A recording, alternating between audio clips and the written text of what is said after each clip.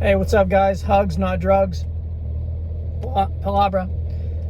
So this video is about when I got put on. I think I made a video about when I got put on by the guy from Rhode Island.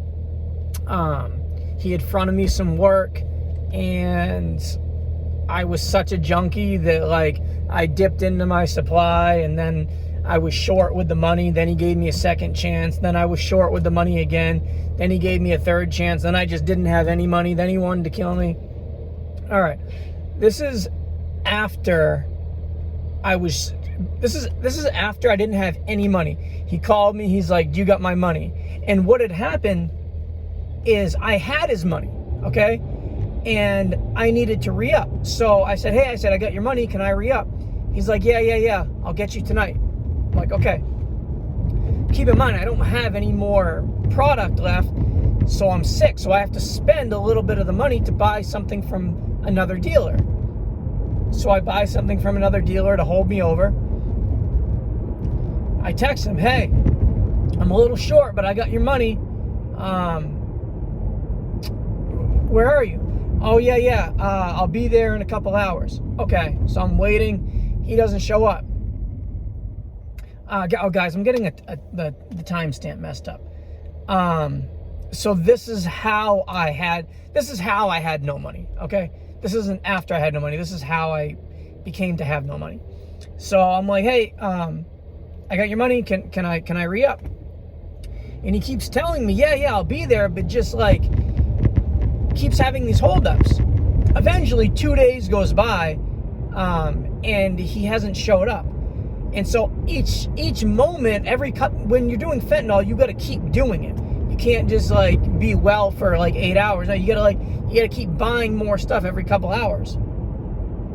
And so that's what I keep doing, and I keep buying $40 here, $40 there. By the time you know it, I've already spent all of his money. So at this point, I'm just like, oh, I don't have his money. So he's calling me. He's like, "Yo, can I get that money? I'm here. Hey, where you at?" And so I start ducking his phone calls, obviously, because I don't want to pick up the phone. I don't have his money.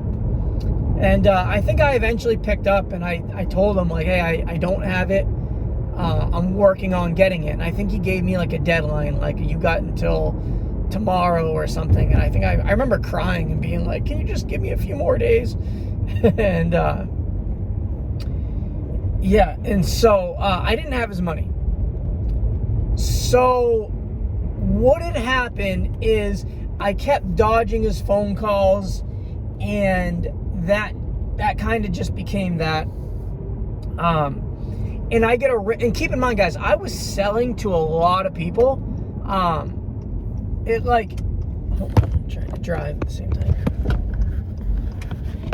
So I had sold to quite a few people. One of the people that I'd sold to, his name was Mike.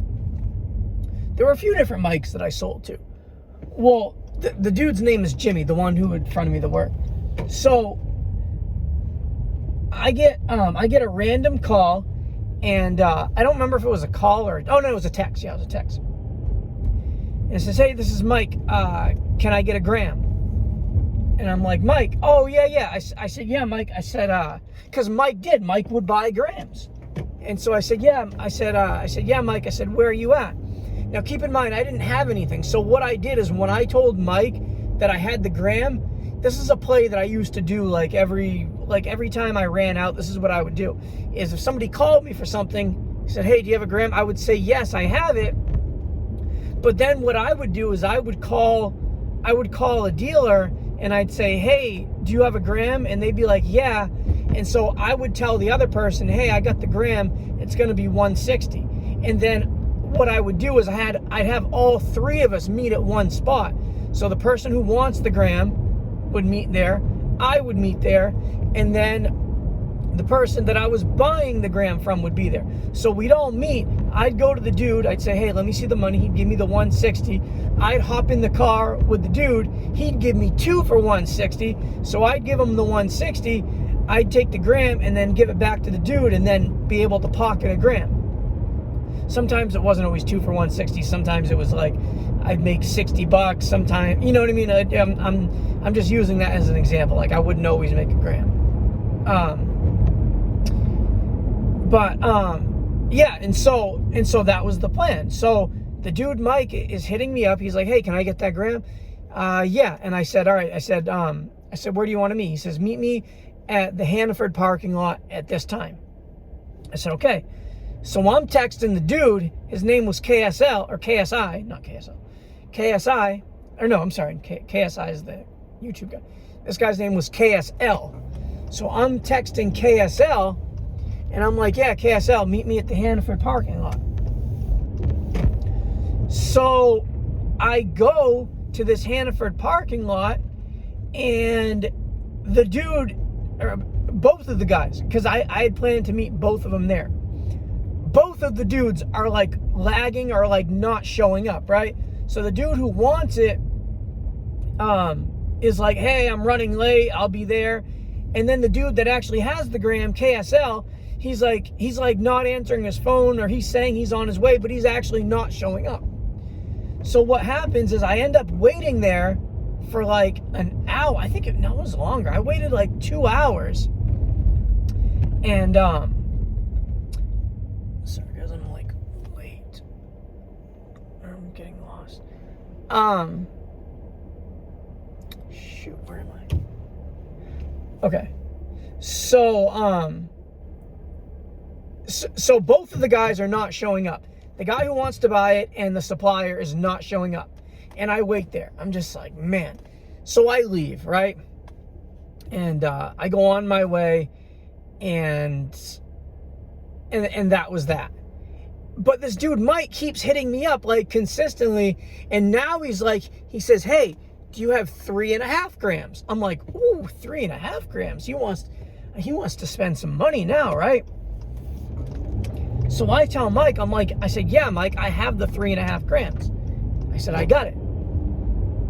And so Mike's like, where are you at? And so I call KSL, and I say, hey, KSL, I need 3.5 grams. Can you meet me here at the Rite Aid on Congress Street? And he's like, yeah, no problem. I'll be there, right? And KSL's getting excited because he's selling 3.5 grams. I'm excited because I'm making a play for 3.5 grams. Yeah, and so I'm thinking this is all going to be good. Well, what happens is I go to Rite Aid, and Mike shows up, okay? But it's not Mike. It's Jimmy, the guy who I owe the money to. And I forget how much. I think I owed him around like $2,000. And it's not Mike, it's Jimmy, right? In a car with tinted windows, right? And I'm like, oh man, right?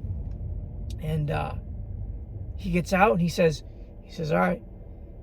Or what was I'm trying to think. He said something to me. He said, oh yeah. So he gets out, right? And he says, come on, I need to talk to you. Come in the back with me, into the back of Rite Aid.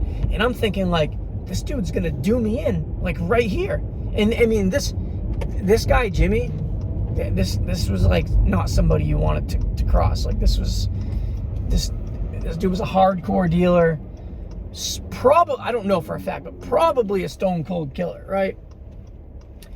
Just not the type of, and he always had all these people working for him, right? Whenever I met him, there was always like massive amounts of people doing transactions at the same time. So I knew he was well connected.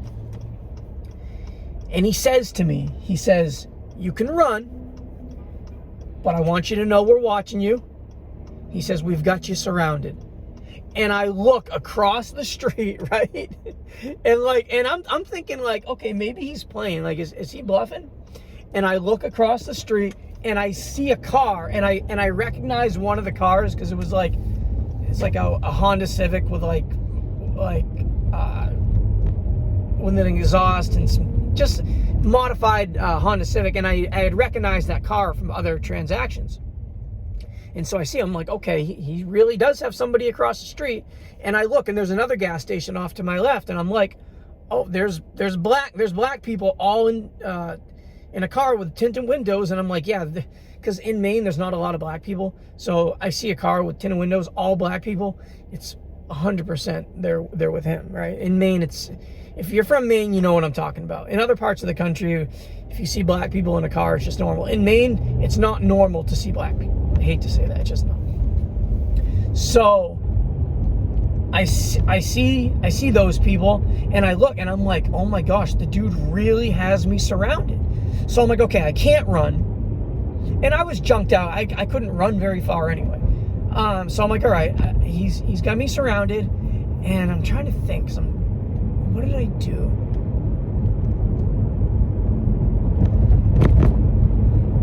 All right, so this is what Jimmy said. He says, oh, we were arguing about something. He wanted me to go around back, and I wouldn't go around back with him because I was pretty sure he was going to have me done in. And he says to me with these evil eyes, he says,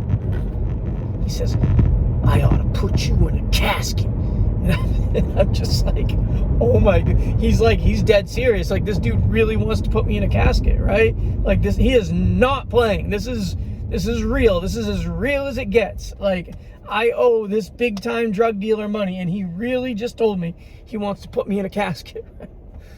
And I'm scared, man. And I'm surrounded, right? And and KSL had I had called KSL, and I was very loyal to my drug dealers. I was very I was more loyal to them than to anybody because I didn't want to mess up my connection, right? So I actually called KSL. I said, KSL, I said, do not come to Rite Aid. I said, it's a setup. I said, do not come. And I hang up the phone. Because KSL was late. He was on his way. I didn't tell KSL it was the dope boys. I just told KSL it was a setup. I explained the situation to him later, but I said, do not show up. Oh, and KSL, we actually, when I ended up getting busted and going to prison, me and KSL, we were on the same bus together. We went from the county jail and we rode to the prison together. We were in prison together, and then we both got transferred from one prison to another prison, and then we were at another prison together. Yeah, and we were I was like his main customer, and he was like my main dealer, and yeah, it was funny how that played out, how we were. Because he used to wear all these fancy clothes like Balenciaga. This dude, he made the stacks of cash this guy had, and so for him to be on the bus and him to be in the same clothes as I was in, and when we transferred from the county jail to the prison, we got to put on our regular clothes. They're all wrinkled because they've been sitting in a bag for 9 months in the county jail, and so he's got his wrinkled up Balenciaga shirt, and I got some flannel shirt with holes in it and jeans that don't fit and dirty, and he's all bossed up going to prison, but it's all his Jordans, everything smells. But yeah, so to finish the story, so I tell KSL, I said, don't come, it's a setup. And what was the thing? What happened with Jimmy? Something happened with Jimmy.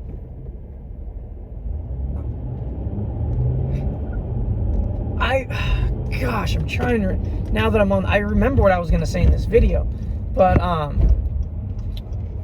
so Jimmy left, and that was that, and I remember just feeling wow, I just dodged a bullet here. I think if I would have ran, the people that he had across the street were his other little dealers, and all, if you're a runner, you're loyal to your dealer, so I'm sure he had told all those people, hey, if he runs, get him. And so if I would have ran, they would have got me for sure. But I think what happened is when Jimmy came and he saw how how bad I looked, because when he's thinking about it on the phone, he's thinking, oh, he's got my money, he's getting high, he's living large on my money. And then when he gets there and he actually sees me and sees that I'm because Jimmy asked me. That's right. Yeah. Now I remember. He says, where's the $3.5 grand? Oh, because that's what he was going to do. Jimmy thought, okay, I can't get any money out of him, but he's got 3.5 grams. So what I'm going to do is I'm going to take the 3.5 grams from him, and I'm going to go sell that 3.5 grams. And then he figured that's how he would make up for the money that I owed him, right? Well, when he gets there, he asked me, he says, where's the 3.5 grams? I said, actually, Jimmy, I said, I called somebody else. I said, somebody else was supposed to meet me here with the 3.5 grams, and I was going to sell the 3.5 grams to Mike, which I thought was you, but you're not Mike. I said, I was going to have to pay my dude the money to get the 3.5 grams. And when I'm explaining all this to Jimmy, like, he knows, like, he knows that I'm not lying. He's like, yeah, like, I understand, like, because he knows the way junkies work. So he realizes, okay, this dude's not lying. He looks terrible. He's bleeding out of his arms because he's strung out. He looks like he hasn't showered in 2 weeks. Like this dude. Oh, and he took my. That's right. He made me open up my backpack, and I had a lot of stuff in this backpack. He took my cell phone. The one thing that was important. I had, my cell phone. That's right. Now I remember. He took my phone. I had a couple phones I was selling. There was like a phone that I was selling. He took my phones. He took my backpack. He took everything. Everything I had, he took it. And, not because he wanted it. He was doing it because Jimmy was this big boss. He had like this big ego. Like he's like a kingpin. That's the way he felt. And so he made me open up my pockets. He took everything I had, and he dipped. And that was the last time that I ever saw him. But he ended up getting busted, and getting a federal case on him. So I think I told you guys in the last video, if I would have continued working with Jimmy, and let's just say I wouldn't have messed up the money, and let's just say I would have been a good little dealer and, came through with the money, I would have gotten wrapped up in his federal indictment with him. So it's a good thing that I was short with the money, because for the time that I did in prison would have been nothing. Who knows? I have no idea how much time he got. I never, but I know that federal cases, you don't go away for a year. Federal cases, you're doing at least 8, usually 12. But yeah, so coming up short actually ended up being a blessing. But yeah, it was a scary time. All right, guys, hugs, not drugs. Keep in touch. I'm going to be featured on Touching the Afterlife coming soon. We're going to be working on the video in June. I believe the video should come out in June or July. I'm really excited about this, to get that testimony out there. Yeah. All right, guys. Hugs, not drugs. Palabra.